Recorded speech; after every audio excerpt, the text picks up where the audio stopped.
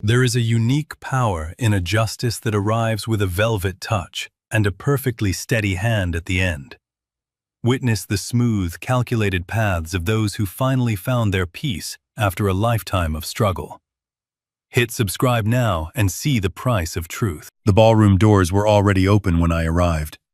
Gold light spilled out into the marble corridor of the Harrington Hotel, and I could hear the sound of a string quartet playing something soft and expensive. I straightened my tie in the reflection of a brass wall panel and told myself I was being ridiculous for feeling nervous. A man does not get nervous walking into a room full of people his own son invited. Except my son had not invited me. I had found out about the gala from my daughter-in-law's assistant, who sent the wrong email to the wrong address, and the wrong address happened to be mine. That was the first thing. The second thing was the look on my son's face when he saw me standing at the entrance to that ballroom, holding the small wrapped gift I had brought for the occasion, wearing the blue blazer I had bought the previous spring when my late wife and I had gone shopping on a Saturday afternoon. The way we used to do every few months, just to have something to do together on a quiet day. She had picked it out. She always had better taste than me. I wore it because it made me feel like she was still somewhere nearby. My son's face did not say welcome. It said problem. He crossed the room in long strides, the kind a man takes when he is trying to get somewhere quickly without looking like he is hurrying. He was wearing a dark suit that fit him the way expensive suits fit people who have forgotten what it costs to pay for them. His hair was cut close on the sides, neat and deliberate. He looked like someone I had raised, and also like someone I did not entirely recognize. "Dad," he said, and he said it the way you say a word when you're using it as a warning. "What are you doing here?" I held up the gift. "Your company just won the Regional Development Award," I said. I thought that was worth celebrating. He glanced over his shoulder at the room behind him. Round tables draped in white linen, centerpieces tall and architectural, men and women in formal wear holding champagne flutes, talking in clusters the way people talk when they're performing wealth for each other. "This is a professional event," he said quietly. "There are investors here, partners, city council members." "I know," I said. I read the press release. "Dad," he said it again. "Still a warning. You should have called." I looked at him for a moment. I had driven 40 minutes in light evening traffic. I had put on the blazer my late wife had chosen. I had wrapped a gift with actual paper and actual ribbon because I still did things that way. The old way, the way that took a little more time, because some things are worth the extra time. "I'm your father," I said. I didn't think I needed to call. He took a breath and then he did something that I will remember for the rest of my life. He took the gift from my hands, tucked it under his arm without looking at it, and said, "Let me find you a seat somewhere quiet. Away from the main tables. Away from the main tables." I followed him across the ballroom. We passed the front tables where the award plaque was displayed on a stand draped in the company logo. We passed the tables where the investors sat with their name cards. We passed the table where his business partner and the partner's wife sat, and the partner looked up and nodded at my son, and my son nodded back without breaking stride, and neither of them looked at me. He sat me at a table near the back of the room, close to the service corridor, next to a potted palm tree that blocked the sightline to the stage. There were two other people at the table, an older couple I did not recognize, both of them looking slightly bewildered in the way that people look when they have been placed somewhere out of obligation rather than welcome. My son leaned down and said, quietly, in my ear, "Just stay here. I'll come find you after the speeches." Then he walked back toward the front of the room and became someone else. I watched him work the space. Easy laugh, firm handshake, the kind of eye contact that makes people feel chosen. He was good at it. I had watched him practice it, in a way, the whole of his life. He had always known how to read a room and become what the room wanted. What he had not learned, or had chosen to forget, was where that skill had come from. I sat at that table, and I thought about a house. Not the house my son lived in now, the one in the gated development with the 3-car garage and the landscaping service that came every Tuesday. I thought about the house I had built when I was 31 years old, on a 1/4 acre of land I had paid cash for, because I did not trust banks the way my own father had not trusted them. I had poured the foundation myself. I had framed the walls with two other men I had worked with for years, men whose names my son would not recognize. I had shingled the roof on my hands and knees over 3 weekends in late October when the weather was already turning. My wife had brought coffee up the ladder to me on the second weekend because she said she was cold and needed an excuse to stand near something warm. My son had grown up in that house. He had done his homework at the kitchen table I had built from oak I salvaged from a barn demolition in the county. He had learned to ride a bicycle in the driveway I had poured myself on a July afternoon when it was so hot the tar on the road down the street had gone soft. He had left that house at 18 for a university I had paid for, and then a graduate program I had paid for, and then a first apartment I had helped with, and then a startup loan that had never been called a loan because I had written it as a gift in my own mind and he had accepted it that way. Which was fine. Which was the way fathers and sons sometimes work. The startup was the company being celebrated tonight. The company had grown from that initial amount into something that employed 40 people and had recently been acquired by a larger firm in a deal that had made my son, by any reasonable measure, wealthy. Not wealthy in the way that old money is wealthy. Wealthy in the way that new money is wealthy. Which means it is sometimes louder and sometimes more insecure, and sometimes both at once. I had not asked for anything back. I had never expected to. A father does not write receipts for his love, but sitting at the table near the potted palm, I began to understand something that I think I had known for a while, without letting myself know it clearly. My son was not embarrassed by me. Embarrassment implies surprise. He had arranged this. The table near the service corridor was not an oversight. A man who can manage investor relations and city council optics does not accidentally seat his father next to a potted palm. He had considered where I would be in this room and made a decision, and the decision was back there, out of the way, quiet. The speeches started. His business partner spoke first, acknowledging the team, the journey, the city, the investors who had believed early. My son spoke second. He was polished and warm and grateful, and he thanked his partner and his partner's family, and the investors by name, 3 of them, and the city council liaison, and his own team, and at the end he said, "And to everyone who believed in this from the beginning, you know who you are," which is the thing people say when they do not want to say a specific name out loud. I had believed in it from the beginning. I had believed in it before the beginning. I had believed in it when it was a folder of business projections on a laptop screen and my son was sitting across from me at the oak kitchen table asking me if I thought it was crazy. I had said it was not crazy. I had said I would help. He did not say my name. I sat with that for a moment. The applause from the room filled the space where a name might have been. Then I folded my napkin, set it on the table, and stood up. The older woman sitting beside me looked up. I gave her a small nod. She nodded back with the expression of someone who had seen enough of life to understand what was happening without needing it explained. I walked out of the ballroom. I did not walk quickly. I did not want to be the old man making a scene, leaving in a storm of feeling. I walked the way I had always walked through hard things. The way my own father had walked. The way the men I grew up watching walked. You put one foot in front of the other, and you keep your chin level, and you let the difficulty be what it is, without performing it for anyone else. In the lobby, I sat in a chair near the window and looked out at the street for a while. I thought about what I would do. Now, here's the thing that people who know me would tell you, if you asked. I am not a man who acts out of anger. I learned this from a long life of having things to be angry about. The roof leaks the week before a hard winter. The contractor you trusted runs off with the deposit. The market takes what you have been patient enough to save. Anger in those situations is useless fuel. It burns hot and fast and leaves nothing useful behind. What works better is clarity.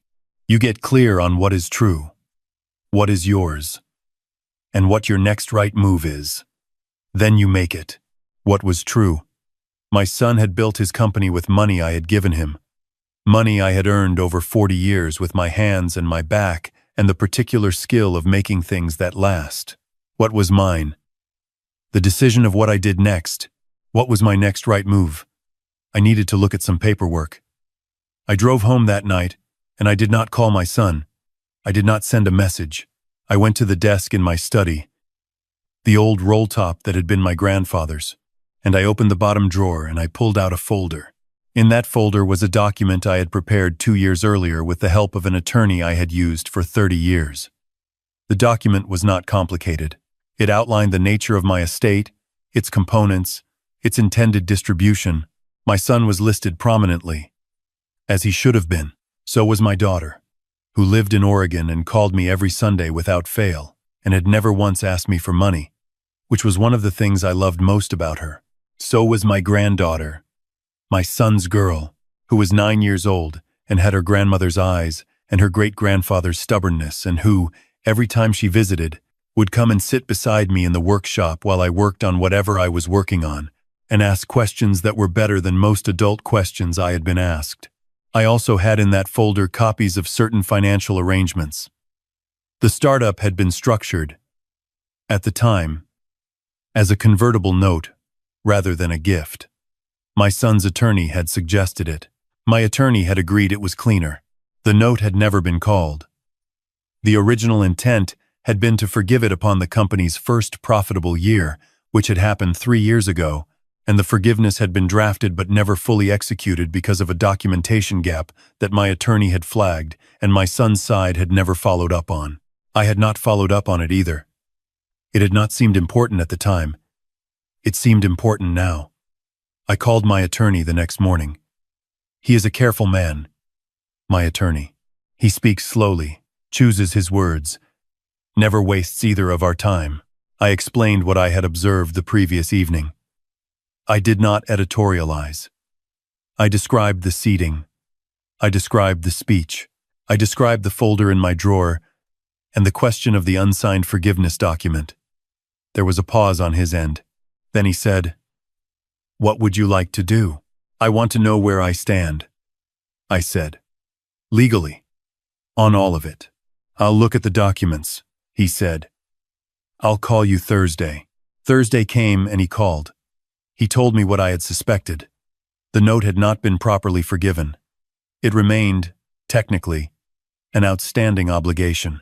Not a large portion of what had become a significant company valuation, but not a small one either. He told me there were other considerations as well, related to estate planning documents that I had signed years ago and had the right to revise. I thanked him and told him to draft a letter of notice.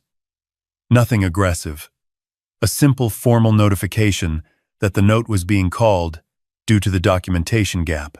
A reminder, in the language that lawyers use, that certain arrangements had not been finalized. And while he was at it, I asked him to prepare a revision to my estate planning documents, shifting a portion of what had been earmarked for my son directly into a trust for my granddaughter, something that would be hers regardless of anything else, something that could not be managed away from her. He asked me if I was sure. I told him I had been sure since I drove home from the Harrington Hotel. The letter arrived at my son's office on a Tuesday. I know it arrived on a Tuesday because my daughter-in-law called me on a Wednesday morning and she was not angry, which surprised me. She was quiet in the way that people are quiet when they are rearranging something in their minds that they had believed was settled. She asked if we could meet. I said yes. We met at a diner near my house, the kind of place with vinyl booths and good coffee and no ambient noise designed to make you feel like you're somewhere expensive. She sat across from me, and she looked at her hands for a moment before she looked at me. "He didn't tell me he was going to seat you in the back," she said. "I know he didn't," I said. "I would have said something. I know that too." She looked at me with the expression of a woman who has been caught between two people she loves for a long time and has gotten tired of the position. My daughter-in-law is a good person. She always has been. She had grown up in a family not unlike mine, people who built things with their hands and were proud of it. I had always suspected that the gap between her and my son on this particular subject was larger than either of them acknowledged. "He's embarrassed," she said. "Not of you. Of what you represent to the people he's trying to impress. Does that make sense?" "It makes complete sense," I said. "That's what concerns me. He'll come around." I'm not waiting for him to come around," I said. I'm not angry. I want you to understand that. I am very clear, and clarity is different from anger. She nodded. She understood. The trust for my granddaughter, I said, will proceed regardless of anything else. That's not a negotiating point. That's just what I'm doing. She nodded again. Her eyes were wet, but she did not let it become anything more than that. My son called me that same evening. I let it ring, not because I wanted to punish him with silence, but because I needed to be ready to say the right things, and I was not ready yet. I called him back the following morning, when the house was quiet, and the light was coming through the workshop window, the way it does in early spring, slanted and clean, and I had drunk my coffee and thought through what I needed to say. He answered on the second ring. There was a silence between us first, the kind that two people let sit when they both know what the conversation is about, and neither one wants to be the first to reduce it to words. He spoke first. He said, "Dad, I'm sorry about the gala." "Tell me what you're sorry about specifically," I said. "Not cruelly, just clearly." Another silence. Then, "I'm sorry I didn't tell you about it, and I'm sorry about where you were seated. Why did you seat me there?" "I didn't." He stopped. Started again. "There were people there who I needed to see me a certain way. And I thought, you thought I didn't fit the image." He did not answer, which was its own kind of answer. "I want to ask you something," I said. "And I want you to think about it before you respond. When you were 24 years old and you came to me with a folder of business projections and you asked me what I thought, what did I say to you?" He was quiet for a moment. Then, "You said you believed in it. What else did I say?" "You said you'd help." "And did I?" "Yes." He said, "You did. And now you are standing in ballrooms accepting awards, and I am sitting near service corridors. I need you to sit with that for a while. Not because I want you to feel guilty. Guilt is useless to me. I want you to actually understand something." "Dad, I'm not finished," I said. "You have a daughter. She is 9 years old and she has her grandmother's eyes. She watches you. Children watch their fathers the way plants turn toward light. They learn what is worth doing by watching what you do. What are you teaching her about where she came from? What are you teaching her about what it means to love someone who helped make you?" The line was quiet for a long time. I could hear him breathing. Finally, he said, "I don't know how to fix this." "You start by understanding it," I said. "The fixing comes after. I want to tell you about the Saturday 3 weeks after that conversation, because that Saturday matters more to me than any other part of this story. My granddaughter came to visit. My son dropped her off in the morning, and he came to the door himself rather than letting her run up the path alone the way he usually did, and he stood in the doorway for a moment, looking at me with the expression of a man who is not yet finished with something inside himself, but is working on it. I nodded at him. He nodded back. It was small, and it was enough for that day. My granddaughter came inside, and immediately went to the workshop the way she always did, pulling off her jacket and dropping it on the bench and looking around to see what was new, what had changed, what I was building. I was working on a rocking chair. Oak, because oak lasts. The joints were being cut by hand because I still believed in hand-cut joints, the way I believed in a few other things that people had told me were outdated. She climbed onto the stool she always used and watched me for a while. She had her grandmother's patience in the way she watched things. She did not need to fill silence with noise. After a while she said, "Grandpa, did you really build your house yourself?" "I did," I said. "All of it?" "All of it. Even the roof?" "Especially the roof." She considered this. She picked up a piece of scrap oak from the bench and turned it over in her hands, looking at the grain. She had good hands for a 9-year-old. Wide palms. Curious fingers. "My dad says you used to get sawdust in your hair," she said. "Every day," I said. She smiled at that. It was her grandmother's smile, the one that started in the eyes before it reached the mouth. "I think that's cool," she said. I kept working. The sound of the hand plane moving along the oak was even and steady, the way good work sounds. "Grandpa," she said, "when I grow up, can you teach me how to build things?" I stopped the plane. I looked at her sitting on that stool in my workshop, this 9-year-old with her grandmother's eyes and her great-grandfather's curiosity, holding a piece of oak and waiting for an answer with the patience of someone who had all the time in the world. "Yes," I said. "Absolutely yes." And I meant it the way I have meant the most important things I have said in my life. The way I meant it when I told my late wife I would love her until I could not anymore. The way I meant it when I told my son I believed in him. The way I have always meant the things that matter. Without performance and without condition and with both hands open. I went back to the plane. She sat on her stool and watched. The workshop smelled like oak and linseed oil, and the particular quiet of a Saturday morning that belongs entirely to you. My son and I did not resolve everything that year. Some things between fathers and sons take longer than a season.